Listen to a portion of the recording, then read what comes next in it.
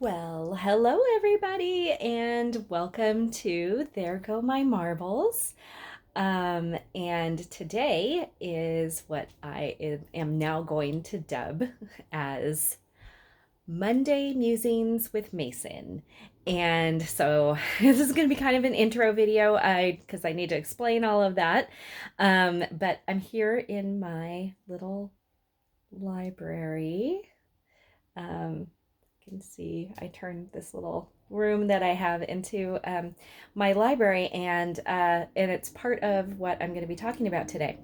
So I wanted to share with you what I'm going to be doing on Mondays, and that is sharing just a little bit of my own personal. Oh my gosh, that was so loud! That was a garbage truck going by.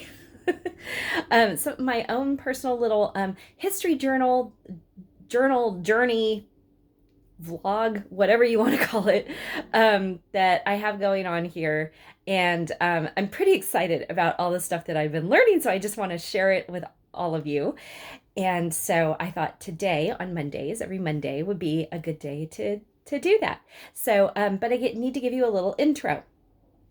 Okay, so here's what I'm going to do. I'm going to sit in my little spot here.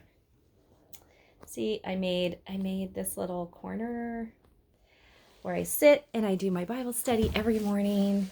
And it's my cozy little spot, and I love it. And so I definitely wanted to share that with you as well, and share my library with you.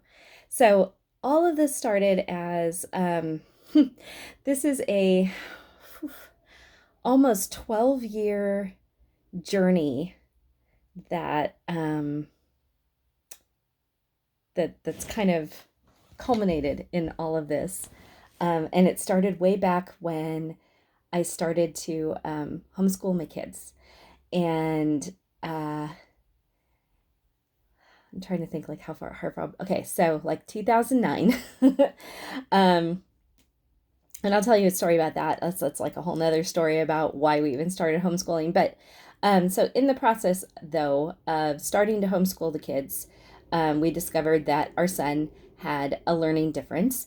And so I started doing research about how to homeschool a kid with a learning difference. And, I was just Googling it, and I came across this website called Ambleside Online.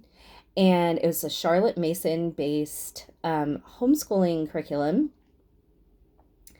And there was a forum where parents could go in and ask questions and stuff like that. And so that's where I found the comments about using the Charlotte Mason methods for kids with learning differences. And I was like, oh my gosh, I think I hit the jackpot. But then I'm like, well, who's this Charlotte Mason person? And so this might have to be a whole nother like spin-off on a different day of all the stuff I've learned from Charlotte Mason, just herself.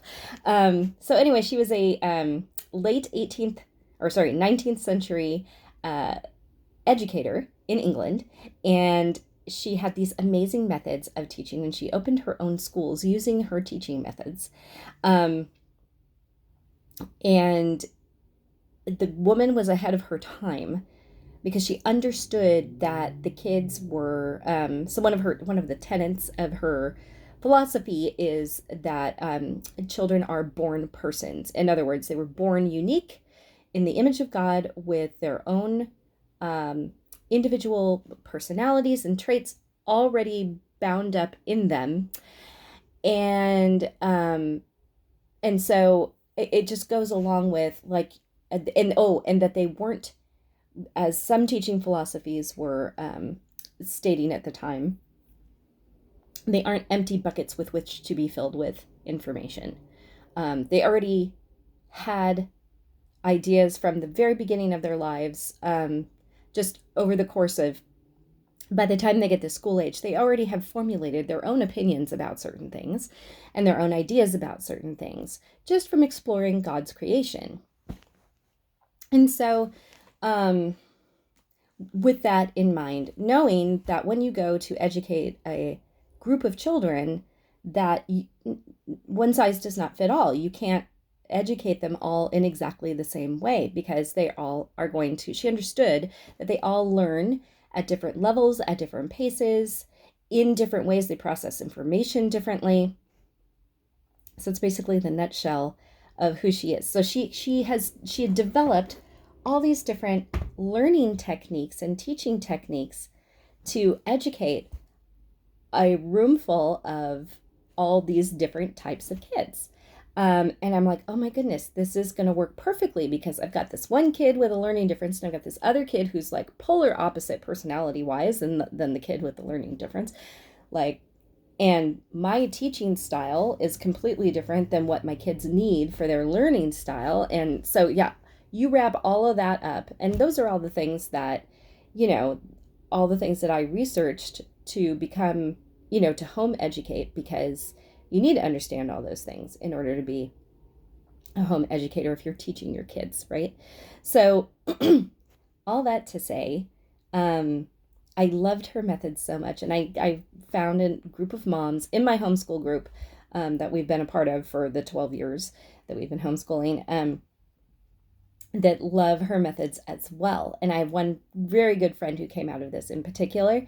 And so she has long since graduated her kids. And of course, I'm going to be graduating my last one in June next year. So I'm at the end of my teaching game here, and but I've learned so much along the way myself that I just don't want to stop. And so I want to sit down and tell you a little bit about what I'm doing, but now I'm really realizing I'm gonna have to get up again to start showing you some of the resources that I've been using. So she and I have been getting together once a week, usually on Thursdays. So really, I should be posting these things on Thursdays, but but that's my 1,000 Reasons Thursdays, and that's a whole nother deal. So,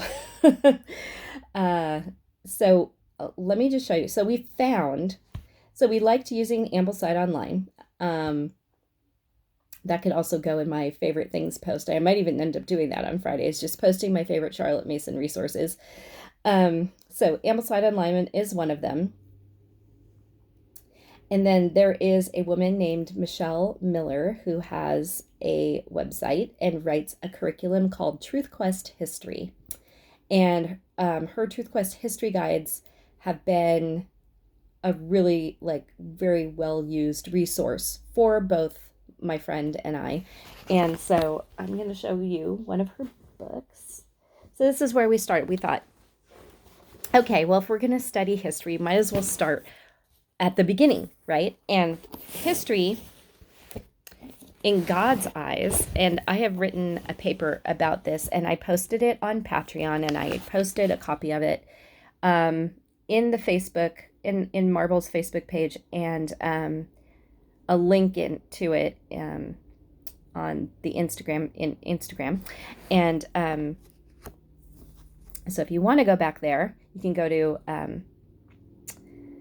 the link is in the bio to my Patreon page, my Patreon blog page, or Patreon, however you want to pronounce it. So if you want to know why we're studying history and how we're studying history, you definitely want to read that article. But I will show you. This is actually a printed out copy of a digital copy that I got of her book. Actually, I'm going to show it this way so that the light's shining on it. So this is, or you know what, I might need to do it this way so you can actually see what it says.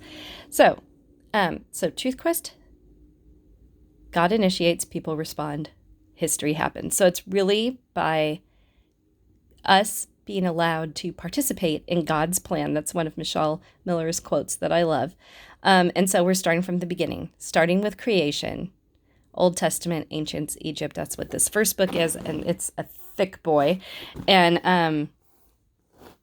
I love this. In a chronological investigation, enlivening its history, art, culture, and ideas, and probing the spiritual truths of history. And so she has this as for grades 5 through 12. Younger children may participate. And what it is it's a little bit of commentary. And then she gives you a book list to kind of launch from there.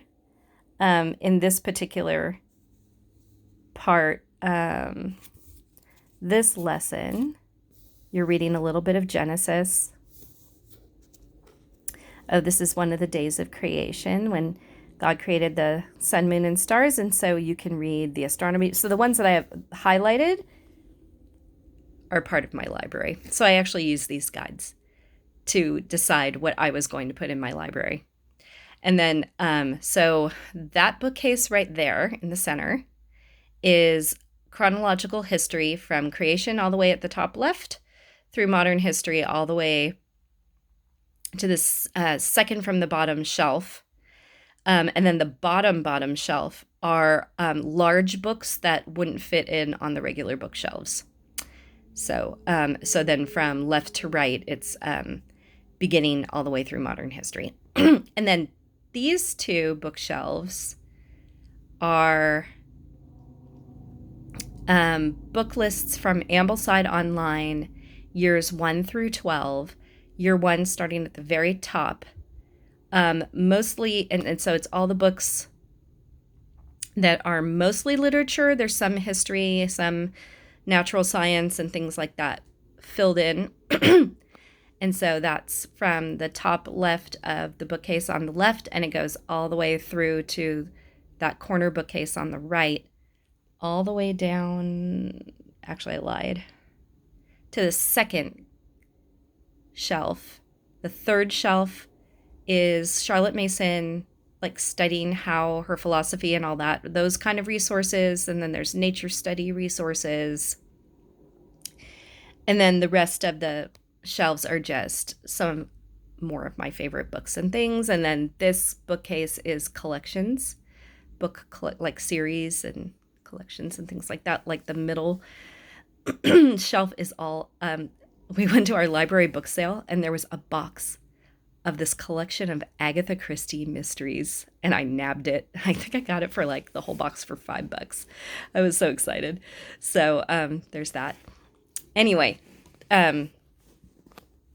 so that astronomy book, then I would just go to this bookcase and I would go to the bottom shelf because it's a larger book, and I would yank out my astronomy book and read that.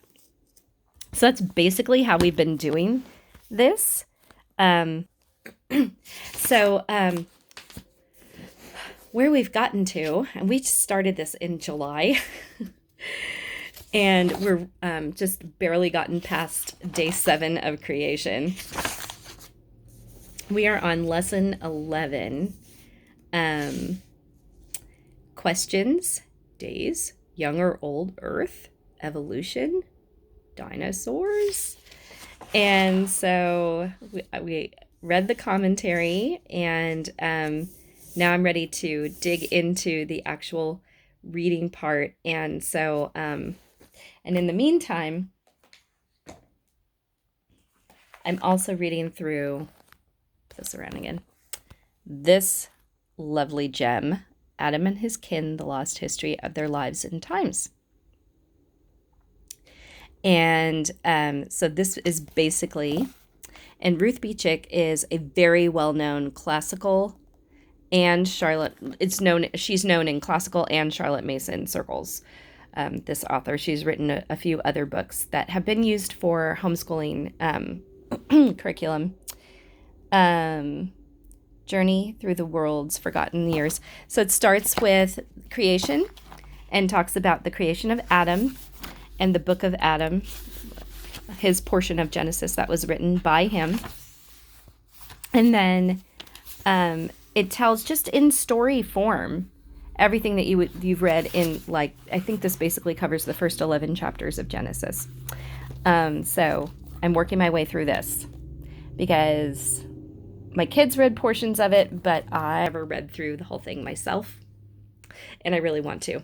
And that was another reason why we embarked on this, because there were so many books that we used with various kids. She's taught in groups, and because she just had one child that she homeschooled. I just have my 2, but I've also taught like co-ops and things.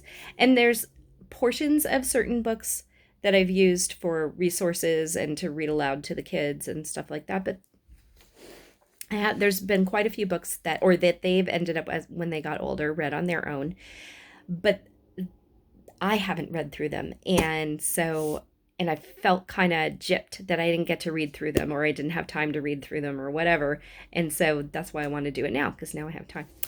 So anyway, I just wanted to take you on this journey with me. And if you're interested in following along or reading along with us, or potentially starting a book club with some of these amazing books, give me a shout out in the comments, because I would love to hear your ideas about everything that we're reading and things that we're discovering. So yeah, I would love to hear that. So I'm also keeping track of some of my favorite quotes. So one of the things, I gotta find it first. One of the things that Charlotte, I don't know who that is. Someone's at the door. One of the things that she had her students do, the older students, was read, not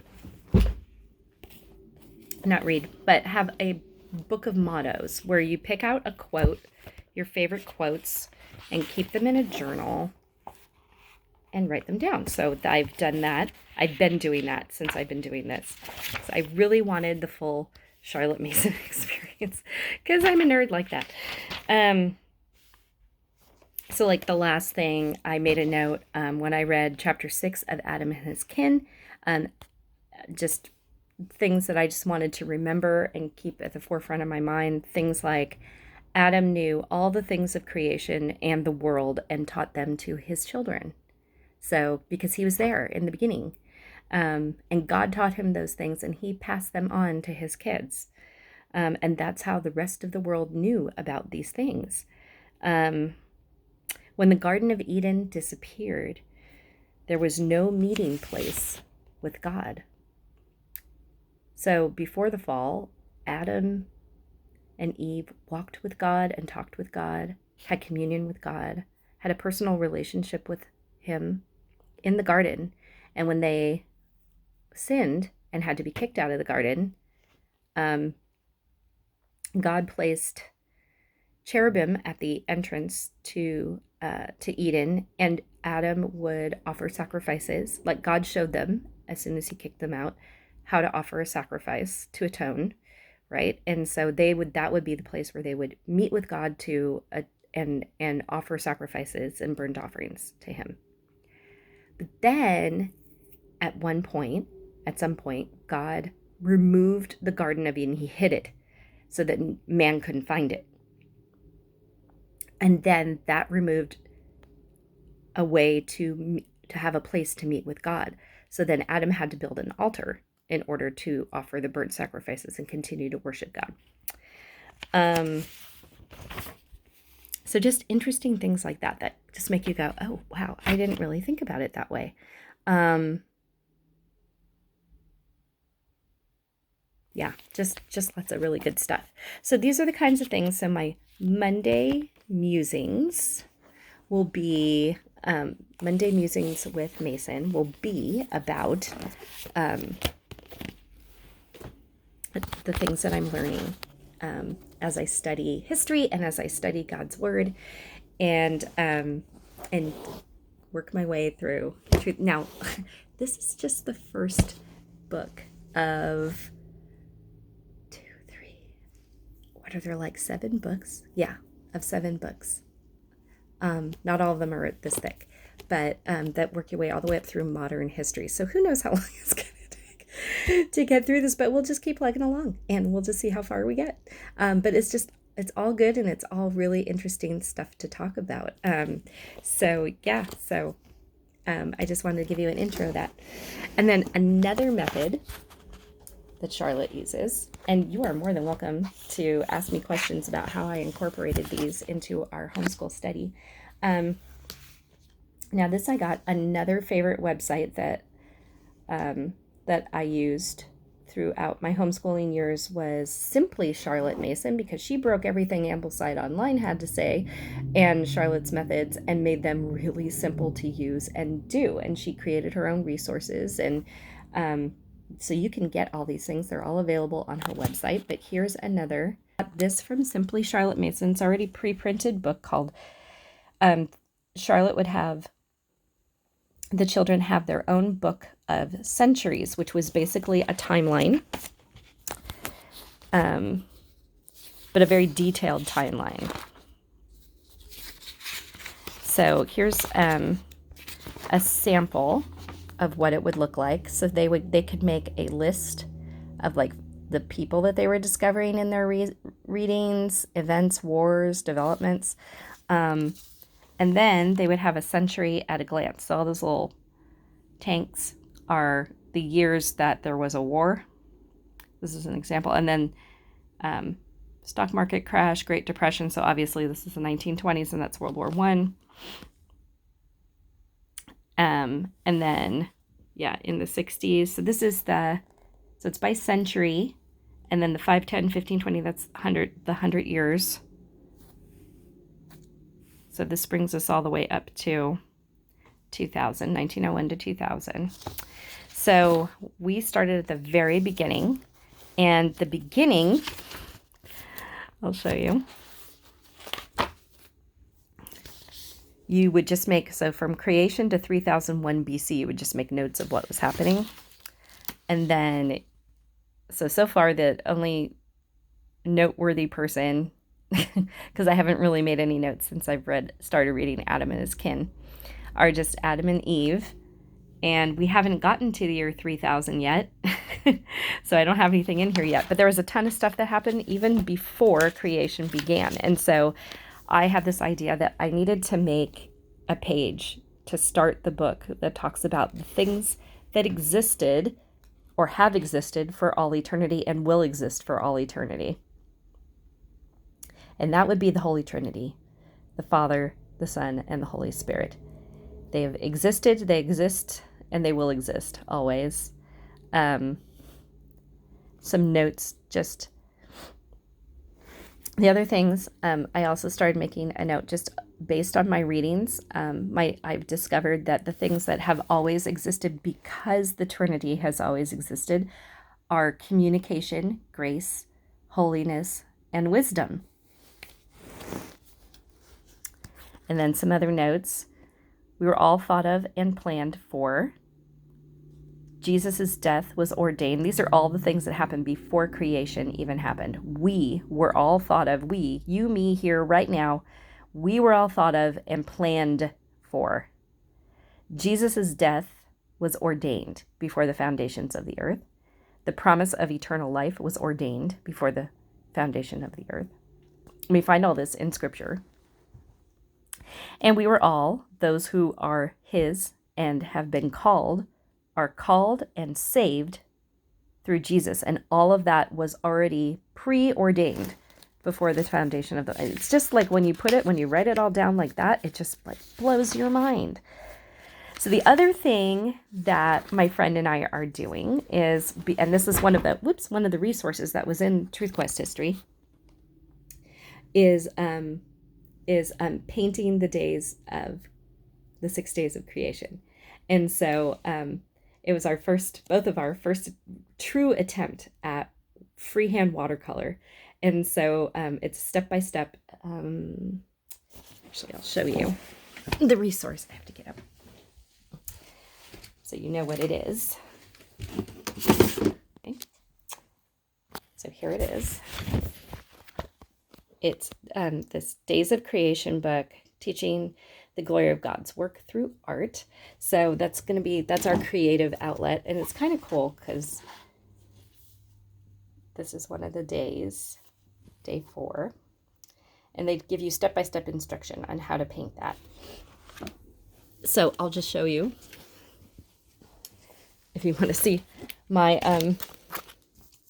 my sad attempts at this. So day 1, he created light and he created darkness, right? So there's light, there's darkness.